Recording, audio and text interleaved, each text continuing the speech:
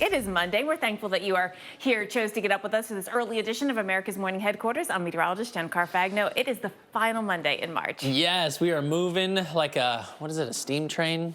Yeah, we're going fast. A train. Like the Acela, like we're going fast. Yes. I'm meteorologist Jordan Steele. So the calendar may say spring, as I say we're moving forward. However, we're going to kind of rewind it a little bit because Mother Nature is still kicking around winter in some places. Others are hoping to get a few days to rest after another round of devastating and deadly weather as well. Then you had the flooding. Then this weekend, well, certainly here in Middle Tennessee, we got the brunt of it. You can see that corridor of really heavy rainfall. I mean, anywhere from 4 to 8 inches of rain fell across this area. In the Nashville area, our second wettest 2-day period on record. And so much of it really came down in just a couple of hours. So here are some of the rainfall totals. We can show you the areas hardest hit. It was actually just south of Nashville in this corridor from, it was southwestern Tennessee right up through the northeastern part of the state there, and then up into Kentucky where we saw the biggest rainfall. So here are the numbers. The one-day total, 5.75. So again, a lot of this fell just on either side of midnight in a couple of hours. 5.75 for March 27th. That was Saturday here, and that is now our fourth wettest March day on record. All right, so let me show you where we're still dealing with issues. The purple, we still have major flooding. The red, we still have moderate flooding, and in the orange, we still have minor flooding. Now, you know how it is in a flash flood situation. Everything jumps up really quick, especially streams and creeks, but then the rivers take a while to go up, and then they take a little bit longer to come down as well. So here's the Harpeth River at Bellevue, and it is still up here in some flooding, some moderate flooding, but we are going to be, some minor flooding. We're going to see it coming down here throughout the day today, getting back down below action stage. But, you know, for now, Jordan, there's still a lot to deal with. I know, it was area. Back in some of the same areas, plus severe weather. So the south drying out today. That's key, right? After all the weekend heavy rain. And, of course, that rain falling on homes covered by tarps following last week's tornadoes. And coming up, not nearly the rainfall totals that Nashville saw, but still we had, 3/4 of an inch of rain around Birmingham. Fortunately, a new front, though, does bring in the threat of severe weather and heavy rain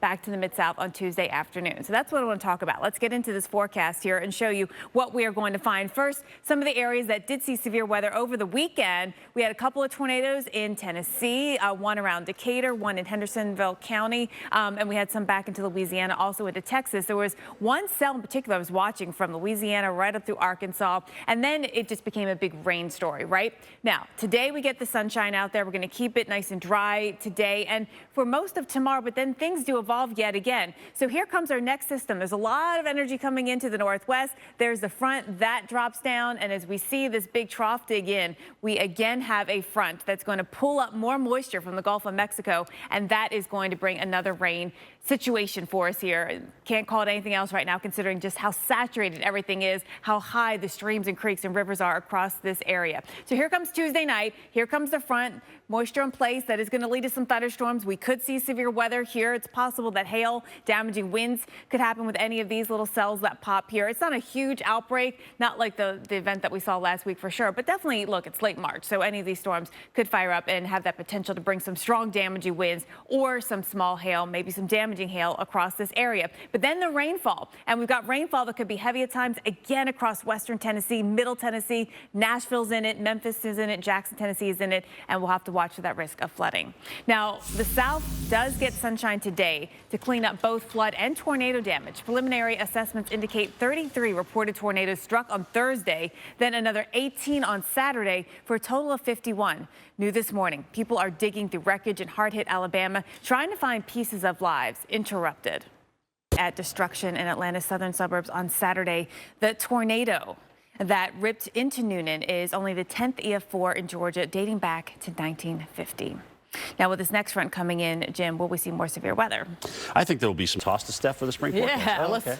That's all right. You were going. I was like, sorry. I'm just ready to talk about the next front. I know, he is I'm ready. so ready to do the damn weather when I walk in here. We're going to get that. We're going to get to. Yeah. It's going to be cold. Especially in the overnight. Especially during You're the not going to want overnight that sunrise sort of walk by the beach, let me tell you, in the morning. unless you're prepared for it. Well, that's true. So let's talk about that. I mean, this is a pretty significant trough. I mean, the good news, let's start with the good, because I always like the good. Yeah. We're going to shut off the faucet in the southeast for a few days. For severe right? weather, yeah. For severe Right, weather yeah. and heavy rainfall. Right. So yeah, we do have a little bit to get through, but then let's talk temperature side yeah, of things. it's the bad news. Yeah. All right. So, all right, it's really warm out ahead of the front. It's going to be warm and windy, though. You don't really get to take advantage of it. No, you won't. I mean, we got a couple of mild days, and that's what we've been dealing with for several weeks now. So it's going to be harder to go back. Yeah. Because we're going back a month and a half. The thing is, below average now is not as bad as it was like back in February. True. Which is true, right? But once you get used to these spring temperatures, it's hard to go back. So think about it. You go to your favorite nursery, or you go to the store and you think, oh, these beautiful spring and summer plants. You're like, I got to have some. I got to put them in my yard. Not here. Uh-oh. Yeah. Uh-oh. Yeah. You got to cover them if you've put them in, because we're talking about freezing temperatures coming up this weekend. Yes, and we could see some record low temperatures, that's actually. a good point. All right, so Panama City, here's where we're going to be the next 2 days. Mid to upper 70s. I mean, look at that. It's perfect, right? Get ready for Friday morning. 42 degrees. 42 degrees. Find a nice spot out of the... The other thing, too, is this is going to be a windy system for about a day and a half. It's going to be brisk. So there'll be wind chill factor involved in through here. So here's another one here for you. We've got Daytona Beach. We go from the 80s down to the 50, barely 50. Barely 50 for those morning low temperatures. All right, so places like Atlanta, Charlotte, Birmingham, Nashville. Last year, our last freeze of the season was so much earlier than this year. I know, right? But earlier than average, too. So you can't get used to that. It'll be interesting to see how the flush out and all the foliage helps maybe keep the temperature up maybe a degree or two. The other thing, though, if everything's in bloom, I feel like, a cool, crisp night sort of lets it hang on a little bit longer. Right? Yeah, sometimes. that's true. And so you sort of extend the flowers, right? Atlanta area, 69 degrees for you today. 32, though, by Friday morning. 32 degrees. In North Georgia could be some teens, believe it or not, as some of the guidance says. Yeah, all right.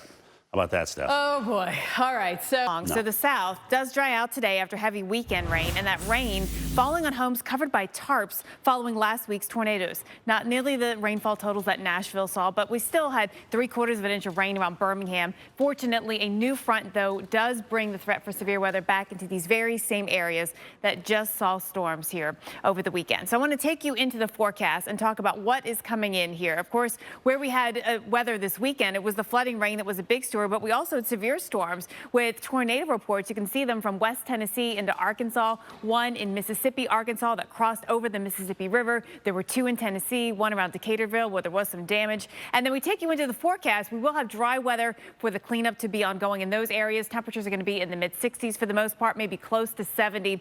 But that is not going to last more than 2 days, because now we bring in our next system. And actually, a lot of the energy is up here, diving down from the south, from north to south. At the same time, we're going to bring up the moisture from the south here, the two meeting in the middle, and that middle happens to be right across Arkansas, Tennessee, and again into northern parts of Mississippi. Some of those same areas getting back into a stormy risk. Now here comes the front coming in. There will be some severe weather chances. It's not a setup like last week. We just don't have all the wind energy that we had last week. But look, on Tuesday and Tuesday night, we could get thunderstorms. Some could be severe with damaging winds or even hail. You see them start popping up right through the afternoon. All these sort of individual cells are the ones that we will watch for that risk of some hail, potentially some strong winds coming out of them as well. And this is right through your Tuesday evening. The front does start slicing it about this time, but out ahead of it, we're just squeezing out moisture, watching for the risk of heavy rain and maybe too much rain.